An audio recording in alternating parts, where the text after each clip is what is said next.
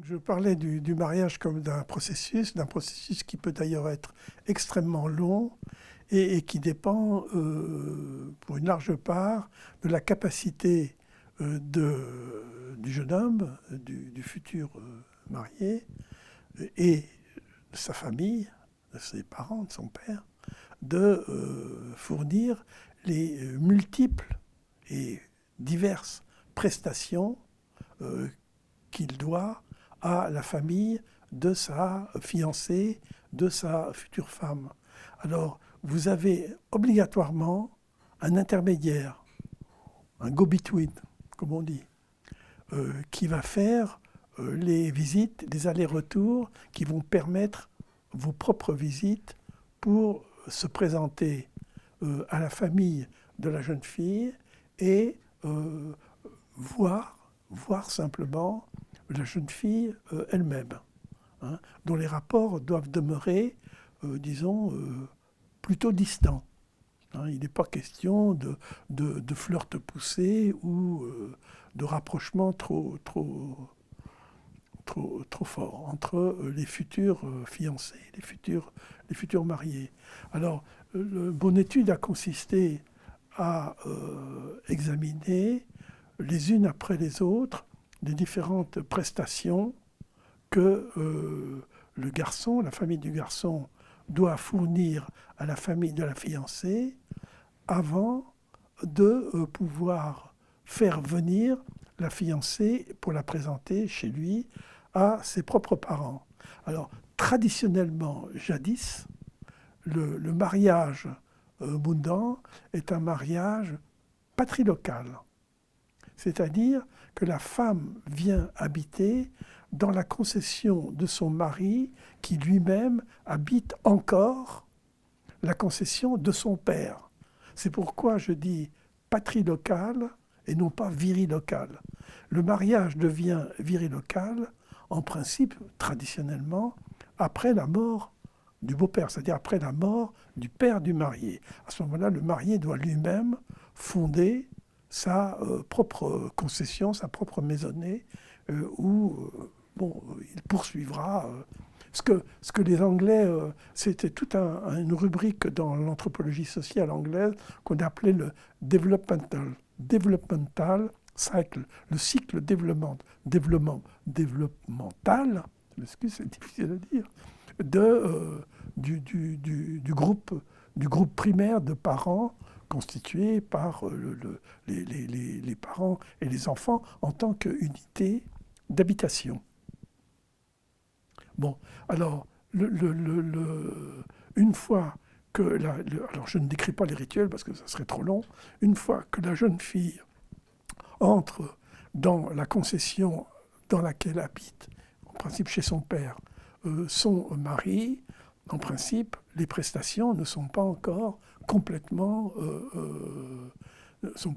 fournies. Il faut encore... alors ça se traduit par différents tissus, ça se traduit par des bijoux, et ça se traduit surtout par des animaux. Alors le gros de la prestation matrimoniale, puisque normalement, en toute rigueur, il ne faut pas employer le mot dot, mais le mot prestation, c'est constitué par du bétail. Alors, ça pouvait aller jusqu'à 3, 4, 5, 6 bovins, des bœufs, plus des chèvres, des petites chèvres, des cabris, des moutons, et puis aussi énormément des différents tissus qui étaient fabriqués, pas chez eux, mais qui étaient fabriqués chez les Peuls ou chez les Hausa, surtout chez les Hausa. Donc, le processus est définitivement achevé quand, en fait, la femme est pour la première fois enceinte. Alors là, il y a encore des problèmes très compliqués parce que la fécondité de la femme et le fait que la naissance se passe bien suppose un certain nombre de rituels, c'est-à-dire l'idée chez les Mundans, c'est que la mère de la jeune mariée peut en quelque sorte retenir la fécondité de sa fille pour ne pas la donner à autrui, parce que c'est vécu comme une perte. Donc il faut analyser tout le symbolisme de l'échange en tant que c'est vécu d'un côté comme une perte et de l'autre côté comme un gain, mais comme presque un vol. Donc il y a toujours un élément, pour employer ce terme-là, il y a toujours un élément agonistique un peu dans les relations entre les groupes alliés par le mariage. Donc l'étude a pu être menée d'une manière particulièrement, disons, détaillée et fine par l'étude lexicale, la sémantique de la terminologie de parenté et de la terminologie d'alliance. Alors, un des caractères principaux de cette terminologie, c'est que dans une fratrie, l'aîné est en quelque sorte décalé quasiment d'une génération. Par exemple, j'appelle comme mon père les frères de mon père, et en allant vers des degrés de collatéralité les plus éloignés. Alors, les frères aînés de mon père sont, si je suis dans le comportement normal voulu par la société, ce sont des grands-pères. Et les frères cadets de mon père sont des grands frères, à moi. C'est-à-dire, les uns sont un peu surélevés générationnellement, et les autres sont rabaissés quelque peu. Ce n'est pas vraiment mes frères. Parce que je vous signale, à toute fin utile, que dans la plupart des langues africaines, il n'y a aucun mot pour désigner le frère. Il n'y a pas de terme spécifique, alors que c'est propre aux langues indo-européennes, au français, au latin, au grec, et enfin toutes les langues dérivées du latin et du grec, ou au contraire, c'est des termes très importants. La confraternité, d'ailleurs dans la tragédie grecque, ça se voit, la consororalité, etc., c'est très important. Là, non. Les frères et les sœurs, ce sont des enfants de même père, ou des enfants de père qui sont frères. Hein, l'idée de fraternité, c'est-à-dire comme un lien direct de génération moins 1 à génération moins 1, hein, la manière dont on compte, n'existe pas. C'est parce que nous sommes de même père que nous sommes frères.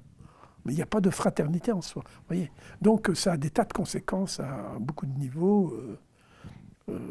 Et notamment, alors, si on se place du côté matrilatéral, le frère aîné de ma mère est un grand-père et le frère cadet de ma mère est proprement un oncle, mais au sens où l'oncle est quelqu'un qui est, ce qui est une des clés de l'analyse de l'avoncula, est en quelque sorte rabaissé vers moi.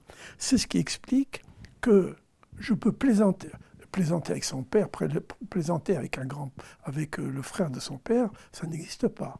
C'est un comportement tout à fait inconvenant. Par contre, le frère cadet, d'ailleurs qui porte un terme spécifique, nané, alors que le frère aîné, c'est grand-père de lui, je peux plaisanter avec lui, et alors, très distinctif du système, je peux épouser sa femme, je prends sa femme au moment de sa mort. Sa femme est ma petite femme, c'est ma femme. Au même titre que la femme de mon petit frère, alors que la femme de mon grand frère, c'est ma belle-mère. Vous voyez ? Donc, bon, on étudie ça, c'est quand même très clair, c'est assez simple à comprendre, enfin les règles sont assez simples à comprendre, mais ça détermine absolument tout le système et de parenté et de mariage dans la société Moundan. Alors, vous dire, j'avais eu une grosse discussion parce que j'avais fait un exposé à sa demande au cours de Françoise Héritier quand elle était au collège, et il y a eu une discussion assez,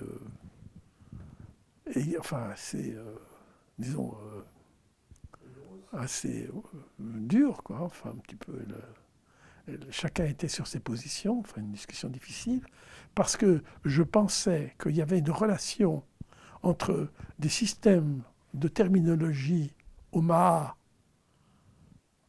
les terminologies chez les Samo de Français des Héritiers, comme chez chez les Moundans, sont des terminologies Omaha, en ce sens qu'il y a justement cette déclivité vers le haut ou vers le bas des collatéraux selon qu'ils sont aînés ou cadets. Alors j'avais essayé de mettre ça en relation avec les systèmes d'initiation aussi.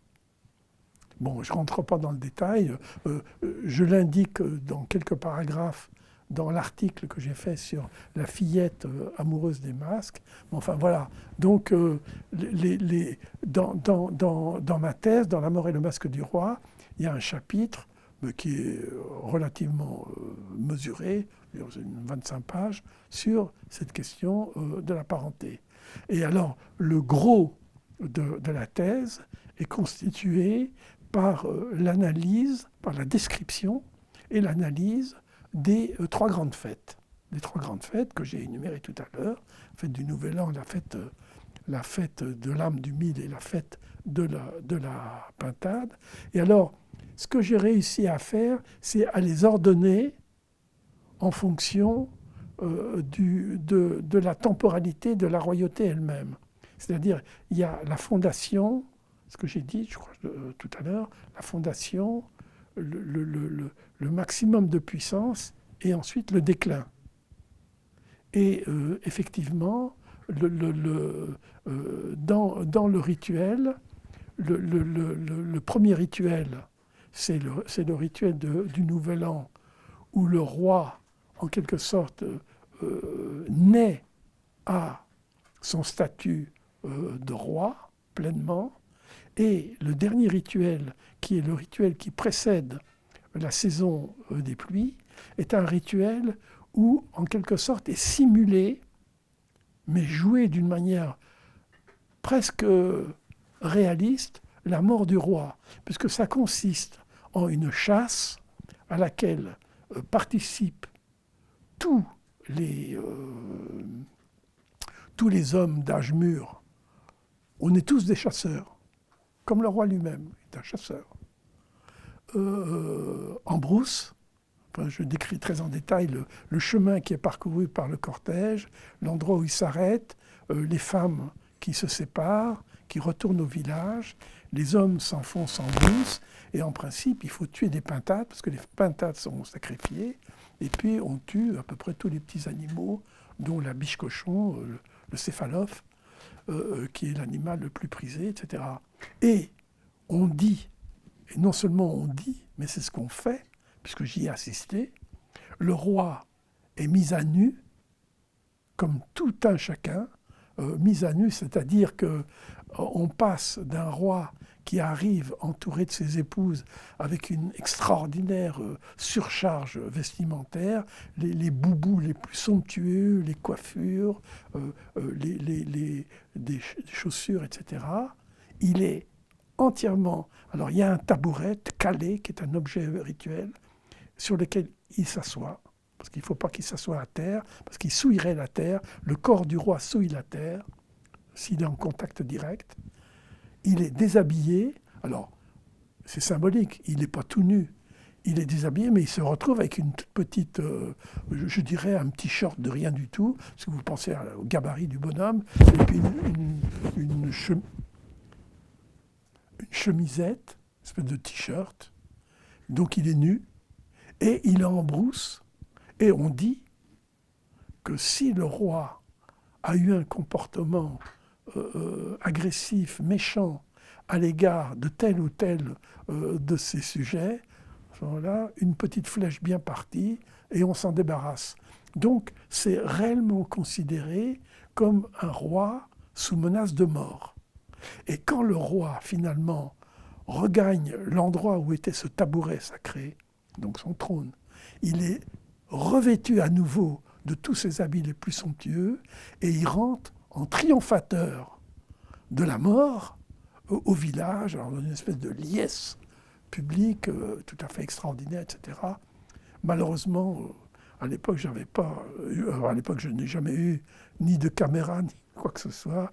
Donc j'ai pris des photos, mais j'ai jamais pu filmer. C'était vraiment quelque chose qui était tout à fait, qui méritait d'être filmé. Bon, enfin, je ne l'ai pas filmé. Ce sont les grands événements de la vie cérémonielle, de la vie rituelle des Mondans. Donc, disons, le corps central de ma thèse, c'est la description détaillée et l'analyse, la portée symbolique des rites et de ce qui incombe au roi de faire et de la manière de se comporter qui lui est prescrite au cours de ces cérémonies. Donc c'est ce que j'ai fait, qui est le cœur de ma thèse, La mort et les masques du roi. Et puis ensuite, j'ai étudié un aspect, alors qui se trouve à l'intérieur du rituel de Fimondan, un aspect de la royauté qui est le rapport intime entre ce qu'on appelle les beaux-pères du roi, c'est-à-dire ceux qui symboliquement représentent les pères de ces jeunes filles qui ont inauguré le pacte, le don contre don, au moment de la fondation de la royauté. Il y a un conclave, je le décris très en détail parce que je l'ai enregistré sur magnétophone. Donc j'avais à peu près toutes les paroles qui ont été prononcées pendant 1 heure et demie. Alors, pour encore une petite anecdote, pendant cette cérémonie, qui est une cérémonie secrète, à l'intérieur du palais, dans une case qui est une case où seul le roi peut pénétrer et où il pénètre avec ses conseillers les plus intimes. Donc il y avait ces notables, 14, 15, enfin par là, et ayant payé le prix d'un bœuf, alors je peux vous dire même à l'époque, ça faisait 15 000 euros, je raconte, 15 000 francs CFA, pardon, 15 000 francs CFA, ce qui est quand même une somme. J'ai donc payé le prix d'un bœuf, le droit d'assister avec mon interprète et mon magnétophone à je l'ai appelé ça un conclave. J'imagine le pape avec ses cardinaux en train de décider des routes que doit emprunter, du chemin que doit suivre l'Église. Qu'est-ce que l'Église doit faire? Voilà, c'est toutes les choses du royaume. Et alors là, c'est quand même intéressant de voir in vivo, dans les faits, de voir comment se comportent ces maîtres du rituel qui peuvent engueuler le roi, lui faire les critiques les pires en disant mais tu n'es absolument pas digne d'être... Ton père c'était quelqu'un, mais toi vraiment c'est nul, enfin bon. Et puis tu n'as pas fait ceci, tu n'as pas fait cela, tu t'es montré avare, alors que le propre d'un roi c'est la générosité, et un roi qui est avare est un roi qui vaut rien, etc. Donc j'ai enregistré toute cette... Plus il y a beaucoup d'autres éléments concernant les rituels, et notamment les rituels concernant la pluie. C'est le chef qui est responsable de la pluie. On dit que la pluie appartient au roi de l'Éré. Et si le roi de l'Éré est mauvais, ça se traduit par la sécheresse. Donc, or, c'est un thème très connu, puisque une des grandes monographies sur les royautés africaines, c'est la monographie sur l'Afrique du Sud des Lovedou, des Krier, hein, le couple de chercheurs sud-africains d'origine hollandaise, K-R-I-J-E, Krier, ça se prononce, qui ont étudié le royaume de la reine de la pluie. C'est la reine des Lovedou, sur lequel j'ai fait pas mal d'articles. Et le roi de l'Éré, c'est un roi de la pluie, puisqu'il est censé posséder, de par lui-même, comme une propriété de son corps, le pouvoir sur la pluie. Alors ça se traduit aussi par un objet qui est censé avoir été volé, qui a été retrouvé, qui a suivi un chemin particulier et qui doit se trouver à tel endroit. Mais en fait, il voyage sous terre. Enfin, il y a toute une mythologie très particulière concernant le pouvoir du roi sur la pluie. En fait, c'est des pierres, c'est des cailloux. Alors, ça, c'est donc le gros morceau de ma thèse. Qu'est-ce que c'est que cette royauté-là, royauté de la pluie?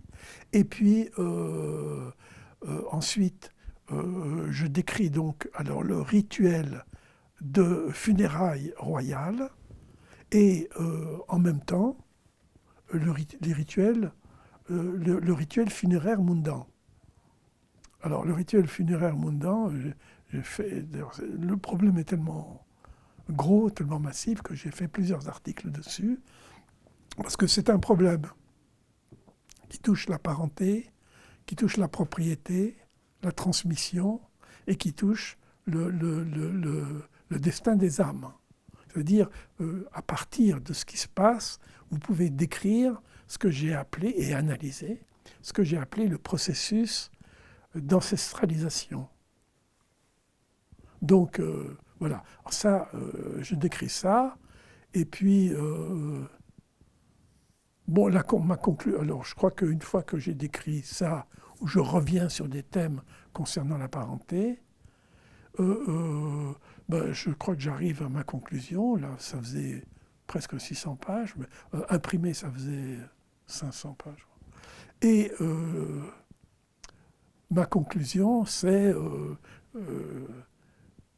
est-ce que j'ai apporté une contribution? Est-ce que le livre que vous venez de lire est une contribution à ce grand problème phrasérien du rameau d'or sur la royauté sacrée et le régicide rituel?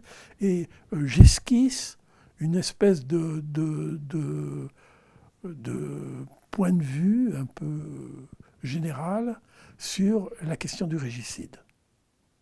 Alors, la thèse de Fraser, la critique de la thèse de Fraser par pas mal d'ethnologues, dont la critique de Evans Pritchard, et j'en conclus avec la bénédiction et de Luc Deuge et de Jean-Claude Muller que la thèse de Fraser est beaucoup plus près de la vérité que la thèse de Evans Pritchard, qui pensait que c'était simplement une espèce de symbolisme pour montrer qu'il y a des formes de royauté qui sont encore très fragiles et sous la dépendance des différents lignages et des différents clans. Donc,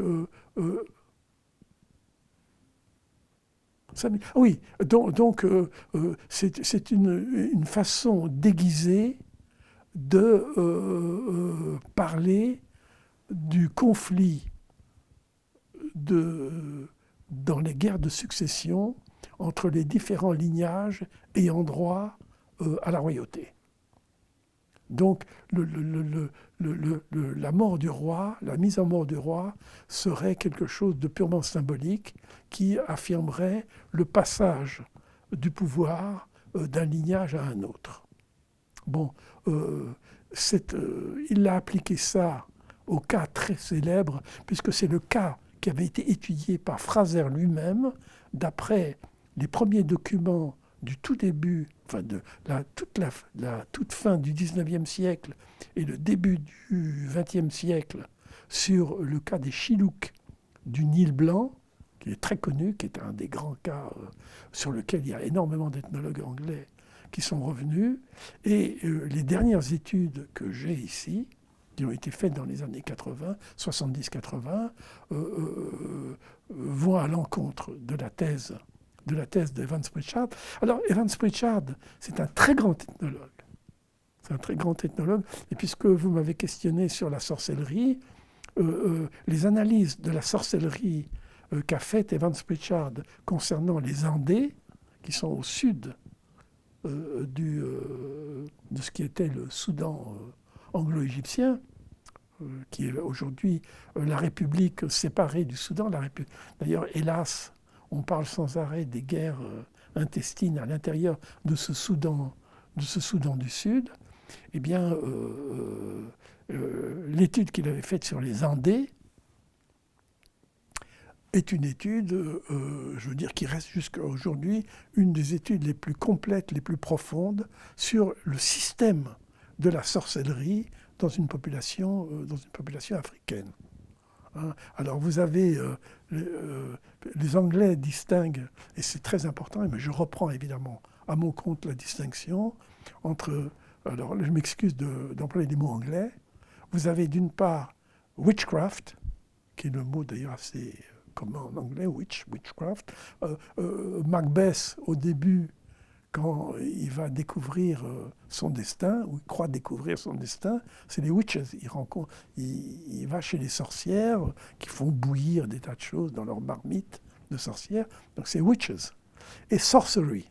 Alors la distinction, c'est en gros la sorcellerie qu'on possède de part devers soi, qui est logée quelque part à l'intérieur du corps, qui fait que ça vous plaise ou non, que vous le vouliez ou non, vous êtes un sorcier, il faut vous détecter, c'est la divination.